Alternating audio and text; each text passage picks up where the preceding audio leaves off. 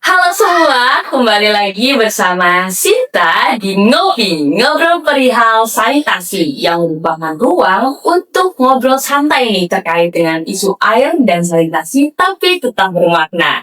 Nah, pada episode kali ini, podcast Ngopi didukung oleh Sato Banyuksila Jepang yang merupakan teknologi ramah air, bebas lalat, dan juga mudah pemasangannya. Pada episode kali ini, kita bakal ngebahas nih bagaimana peran pemerintah dalam mengatasi isu sanitasi itu sendiri. Nah, kita bakal bersama dengan narasumber yang expert juga nih di bidang ini dan paham, bisa ngejelasin kita semua bagaimana peran sanitasi ini dari POV pemerintah. Di sini aku bersama dengan Pak Dede Sulaiman yang berfokus pada bidang permukiman. Halo Pak Dede. Halo. Baik, Mbak Sinta.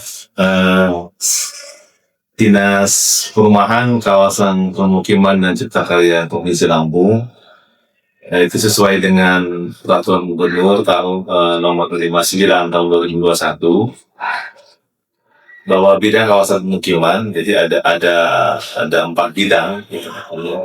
Saya di bidang kawasan pemukiman itu menggawangi urusan yang berkaitan dengan kawasan pemukiman, pengolahan air minum, kebijakan soal sanitasi juga di tempat saya di bidang kawasan pemukiman.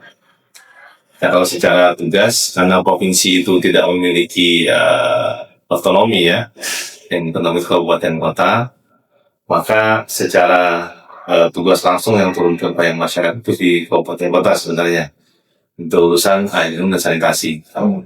Sanitasi ini dibagi dua lagi, ada air limbah domestik dengan sampahan. Jadi kalau saya lebih fokus ke sanitasinya, ke air limbah domestik dan kesampahan seprovinsi Lampung, 15 kabupaten kota. Baik. Provinsi itu kan kepanjangan tangan pemerintah pusat. Jadi kami itu hadir di provinsi untuk melakukan koordinasi, kemudian pembinaan dan pengawasan terhadap urusan di bidang sektor sanitasi, baik dia air limbah domestik maupun sampah. Wah, cukup penting dan cukup berat juga ya Pak ya, pekerjaannya untuk berfokus di provinsi itu sendiri. Tapi sebelum kita mulai nih Pak, mungkin Bapak bisa cerita juga, karena Bapak di Provinsi Lampung, sebenarnya kondisi sanitasi atau air bersih di Provinsi Lampung itu sendiri seperti apa sih Pak? Apakah sudah memenuhi target nasional atau belum? Kalau memenuhi memang belum. Kita pernah punya target 100 jadi 100 semua air bersih, kosong BABS, opsi juga untuk sanitasi. Ya, tapi dalam pelaksanaannya seperti Provinsi Lampung ya, menurut data yang kami miliki untuk target air minum di 2024 RPJMD yang kemarin itu baru 9,48% akses aman dan 83,3% layak. Kalau sanitasi malah baru 86,12% layak sanitasi. Kemudian kalau si akses amannya 2,32%. Nasional itu pengennya 90% layak dan 15% aman di dalamnya. Jadi 2 kali 15 itu gapnya sangat jauh sekali. Dan kami sadar bahwa tugasnya masih sangat jauh. Nah, kemudian di RPJM yang baru, RPJM 2025-2029, pemerintah itu menyadari ya bahwa ini terlalu jauh ini antara realisasi dengan target. Nah, diperbaharuilah untuk RPJM yang pertama 2024 sampai 2029. Target yang tadinya 15% di 2024 untuk aman, jadi 15% 2030, diperpanjang sampai 5 tahun ke depan. Harusnya di tahun ini sudah tercapai 15% aman. Mungkin perlu saya jelaskan juga ya, yang layak dengan aman tadi ya. Boleh banget tuh Pak. Ada yang belum ngerti juga. Sanitasi layak itu kaitannya dengan pembuangan lumpur di dalamnya toilet. Jadi orang tua BAB itu kalau sudah menggunakan toilet leher angsa, Mbak Sinta tahu ya? Tahu. Leher angsa dibuang ke septic tank, dia sudah memenuhi unsur layak, disebut akses sanitasi layak. Tapi kalau dia belum mendapatkan penyedotan, kemudian diolah ke IPLT, dia belum aman namanya. Baru sampai sebatas akses layak. Tadi yang saya sampaikan di 2024 baru tercapai 86,12% dari target nasional 90%. Jadi kalau layaknya mendekati, tapi kemudian septic tank yang disedot kemudian diolah di IPLT itu targetnya harusnya 15% ya, target aman. Aman ini artinya si pencemar dari lumpur tinja ini dinetralkan dan effluent yang keluar dari IPLT itu aman buat badan air, baru bisa dikatakan sebagai akses sanitasi aman. Nah itu baru di 2,sekian persen seprovinsi Lampung. Targetnya tadi 15% di 2030. Bahkan dengan baseline 2025 pun pemerintah pusat mengatakan harusnya di 5% tahun 2025. Kita baru nyampe 2,3% tahun lalu. Wah, cukup berat juga ya Pak ya mengejar ketertinggalan itu. Menurut Bapak, sebenarnya dari yang sebelum-sebelumnya nih Pak, aku tadi sempat mendengarkan ternyata banyak banget data yang hampir kekejar tapi ternyata ada gap yang buat itu tuh belum tercapai. Tapi aku mau mengapresiasi dulu, ternyata udah bekerja itu ya, udah effort itu untuk mencapai target nasional itu sendiri. Dan khususnya isu sanitasi ini kan cukup penting juga nih Pak. Tapi aku pengen tanya, kan tadi ada sedikit gap tuh Pak. Menurut Bapak apa sih kendala-kendala yang menghambat peningkatan angka itu sendiri gitu? Apakah dari masyarakatnya kah, atau dari pemerintahnya kah, atau dari mana? Baik, untuk mencapai target tadi ada 5 aspek yang harus dicapai secara simultan. Wah, apa tuh Pak? Paralel barengan. Pertama itu ada unsur terpenuhinya regulasi yang dibutuhkan untuk mendukung. Regulasi ini yang menjadi payung hukum pelaksanaan kegiatan sanitasi. Misalnya dalam bentuk perda, perbu, perwali, yang terkait dengan harus pakai septic tank kedap, tidak boleh ada rembesan, atau regulasi terkait dengan penyedotan lumpur tinja terjadwal, atau semua peraturan daerah yang berkaitan dengan kewajiban dan hak yang harus dilakukan oleh pemerintah maupun masyarakat terkait sanitasi. Regulasi sebagai justifikasi legal yang mengikat ya.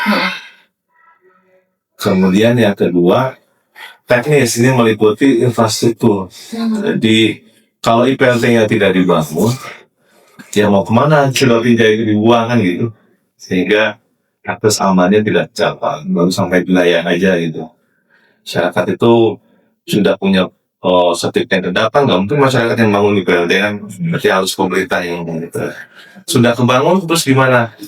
Ya kalau nggak disedot, nggak diangkut juga tidak akan tercapai akses amannya. Jadi harus disedot dari untuk yang terdapat nasional itu 2 tahun sampai 3 tahun sekali. Dan menurut terjadwalnya itu. Dan diangkut ke IPLT untuk diolah sehingga dia aman tidak mencemar. Yang berikutnya kelembagaan. Kalau tidak ada lembaga yang mengelola penyedotan tinja tadi, edukasi ke masyarakat dan seterusnya, itu nggak berjalan. Siapa yang mengangkut, operator, kemudian membuat semuanya bisa berjalan ya di BLT gitu. Juga di masyarakat untuk bisa pembangunan soal septic tank kendal. Mungkin kita juga masih banyak nih yang septic tank kita nggak disedot-sedot ya selama 5-10 tahun kan. Bukan artinya septic tank yang bagus, artinya dia rembus kemana-mana itu di bawah itu. Harusnya dia kedap dan kemudian disedot, diangkut ke instalasi pengolahan lumpur tinja. Yang ketiga, yang keempat, pendanaan. Ya kalau nggak ada pendanaan, nggak akan bisa jalan semua.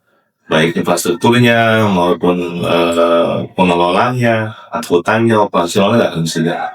Harus ada anggaran yang cukup dari semua stakeholder ya, bukan hanya pemerintah ya. Bisa juga dari swasta melalui CSR dan sebagainya. Yang terakhir, partisipasi masyarakat ini yang penting. Teman kami Pak Nyoman itu sampai melakukan sosialisasi ke ASN-ASN yang ada di Kota Bandar Lampung supaya mereka paham soal urgensinya sedot lumpur timah. Nah, 5 pilar ini kalau bisa dijalankan oleh semua kabupaten kota, niscaya akan ada peningkatan yang signifikan terhadap akses lama. Bener banget tuh. Wah, seru banget. Jadi ternyata ya Pak ya, yang tadi abis kita obrolin, ternyata nggak cuman pemerintah doang yang punya peran penting. Ternyata masyarakat juga yang harus peduli dan yang kayak tadi Bapak bilang, pemerintah sudah coba memonitor lah, sudah mendampingi hingga 3 bulan, tapi ternyata masyarakatnya kembali kepada kebiasaan lamanya, dan begitu juga ketika regulasi atau kebijakannya belum tegas, dan akhirnya itu juga yang cukup jadi challenging ya Pak ya, ketika melaksanakan sebuah program ataupun untuk mencapai persentase sanitasi di tahun 2030 nantinya. Tapi kita ada satu hal yang memang mau kita lebih bahas lebih lanjut nih Pak, mungkin tentang pemuda dan keluarga baru nih. Karena isu-isu yang maksudnya sekarang banyak banget keluarga-keluarga yang baru saja menikah, terus itu anak-anak muda yang lagi seru-serunya main sosial media gitu. Sebenarnya kalau dari Dinas PCK ini sendiri ini pernah nggak sih Pak, ataupun berfokus ataupun ada nggak sih program-program yang memang berfokus pada keluarga muda dan juga pemuda itu sendiri gitu Pak, dan bagaimana sih peran pemerintah di isu itu atau di bidang itu Pak? Secara pengalaman sampai sekarang pun belum ada. Ini satu hal yang baru yang saya mengincar segmen tertentu gitu ya, untuk bisa mensosialisasikan soal sanitasi. Yes, ya menurut saya salah satu gerbang yang bisa ditutup juga untuk bisa kerjasama ya, untuk pemberdayaan pemuda dan keluarga muda ya. Banyak programnya itu yang memberdayakan pemuda-pemuda untuk bisa terjun soal tentang kondisi juga. Pernah ada kegiatan di pesawahan saya itu kampanye yang investasinya jangka panjang. Nanti pemuda itu kan akan jadi orang yang mengambil kebijakan mungkin saat di masyarakat. Ini jadi masukan mudah-mudahan nanti dan juga bisa mengambil pola itu ya, bisa bersama dengan lembaga-lembaga yang digagas oleh pemuda-pemuda.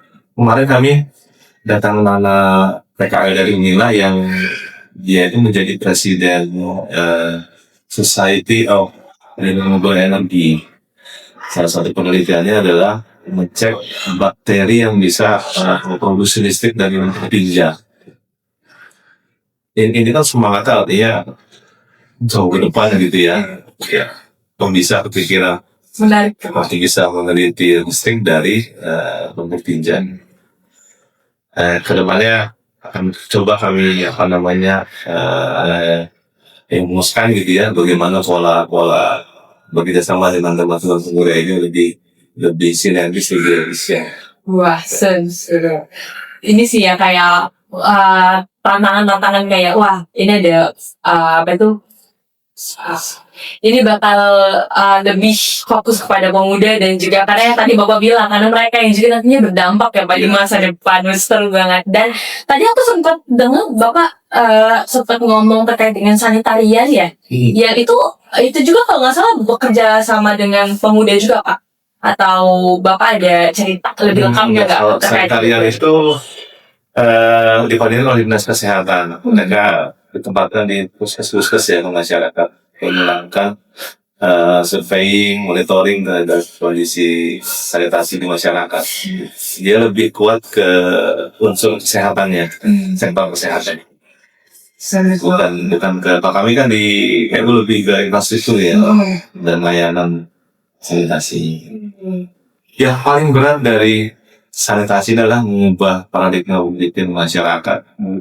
Kalau PDAM biasa ditarik sebulan itu orang nggak protes ya. Memang setiap hari ngambil air dari PDAM, merasakan manfaatnya. Kalau lumpur tinja Selubaya atau air dari deterjennya, cucian, kemudian lemak dapur dia harus bayar, SPAL atau IPRT. Itu yang mereka masih berat. Biasanya gratis, buang ke selokan selesai, atau sertifikat selesainya bayar. Ini artinya perlu pemahaman sadar ke masyarakat ya, membuat mereka tuh mau, ternyata segini pentingnya ya. Itu satu tank kalau yang zaman dulu memang jaraknya jauh-jauh ya. Iya, Sekarang kan perumahan-perumahan itu bisa jadi halaman belakang rumah tetangga kita itu. udah dempetan ya Pak? Iya, dengan kita kan sepunggungan, seringkali septic tank ada yang taruh depan, ada yang taruh belakang, atau sumur taruh depan, taruh belakang, ada yang sumur dengan septic tank tetangganya itu kan nggak ketahuan ya. Jadi berdekatan kurang dari 10 meter gitu. Kita akhirnya menyedot air air itu disedot oleh tetangganya, merupakan pembesar dari tinja gitu. Betul. Wah, tadi bener banget sih Pak. Maksudnya kayak aku gitu ya, aku anak muda gitu. Terus itu kayak masih banyak banget hal-hal ataupun pengetahuan yang kadang apa ya, sumber ataupun pengetahuannya itu bias gitu. Jadi aku nggak tahu itu bener atau salah. Mungkin ini bisa jadi podcast ngopi, ini bisa jadi edukasi juga ya Pak ya, ke masyarakat khususnya pemuda, ke keluarga gitu, biar mereka bisa lebih paham terkait dengan isu ini. Nah, mungkin Bapak bisa jelasin sebenarnya standar-standar apa sih Pak sebenarnya yang harus mereka tahu gitu ya. Tadi Bapak bilang ternyata nggak boleh air sabun masuk ke dalam septic tank, terus itu penyedotan 2 sampai 3 tahun. Selain itu ada lagi nggak sih Pak standar-standar yang untuk memenuhi atau harus mereka tahu gitu terkait dengan sanitasi ini Pak? Ya, pertama air limbah domestik itu bagi menjadi dua. Ada grey water, ada black water bahasa ini. Kalau grey water itu yang dibuat dari tinja, yang masuk ke kloset dan ke septic tank ya. Itu grey water. Buangan seperti deterjen dari cucian baju, cucian piring, lemak dari sisa makanan, saya itu masuk ke dalam grey water. Nah, grey water ini pengolahannya beda. Dia filternya beda dengan kalau tinja itu diendapkan, kemudian air yang produksi dari tinja ini bisa digunakan untuk membuang secara alami dan lain. Kalau yang grey water tadi punya treatment yang berbeda. Dia tidak seperti pemendapan kapal, tapi juga mengolah deterjen supaya dia tidak mencemari badan air ketika dibuang.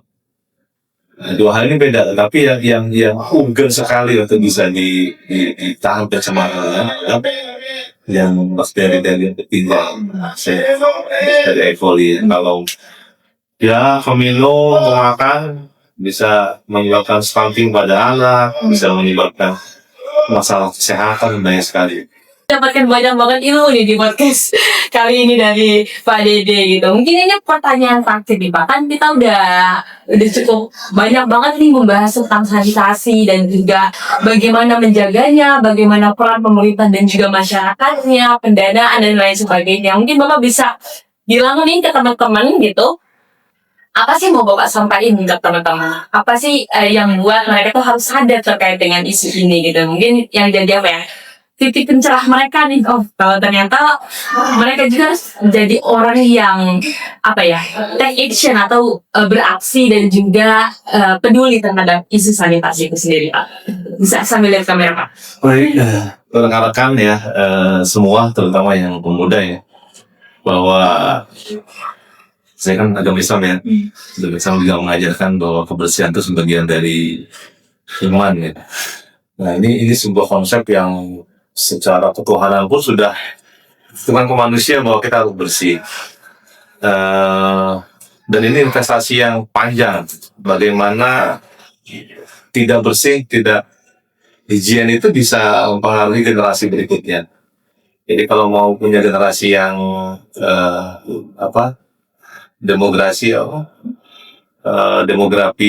bonus demografi ya, yang digaung-gaungkan itu, ya harus juga sehat dia, harus punya fisik yang prima supaya nanti cara dia menyerap ilmu pengetahuan, cara dia melayani masyarakat, berkontribusi dalam setiap bidang yang dia tekuni itu tidak terganggu oleh faktor kesehatan. Kalau sudah badannya nggak sehat ya saya yakin semua apapun yang kita lakukan ini akan jadi kendala sampai ya hambatan. Terlebih ya tadi masalah stunting ya itu luar biasa concern besar sekali pemerintah pusat terhadap hal itu, dan salah satu yang menimbulkan secara tidak langsung adalah faktor sanitasi. Wah, menarik. Terima kasih banget Pak Didit. Terkait dengan sanitasi, teman-teman ngopi, jangan lupa nonton episode ngopi yang lagi ngebahas stunting. Kita ada episode itu juga, Pak, yang khusus ngebahas stunting dan berhubungan dengan sanitasi. Jadi, kalau kalian mau tahu lebih lanjut, kalian bisa tonton di episode selanjutnya.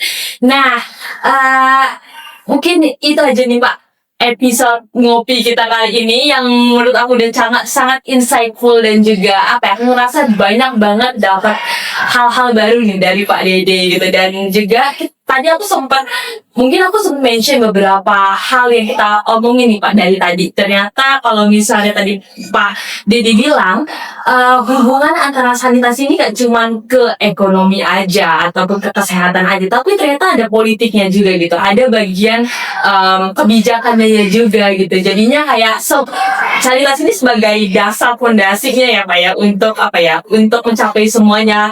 Ada ekonominya juga masuk, kesehatannya masuk, sosialnya juga masuk, dan politiknya juga masuk gitu. Jadi kayak kita semua harus harus bekerja sama, nggak cuma dari pemerintah aja atau masyarakat aja, tapi kita semua bekerja sama dalam mencapai sanitasi aman itu sendiri gitu, untuk mencapai target di tahun 2030.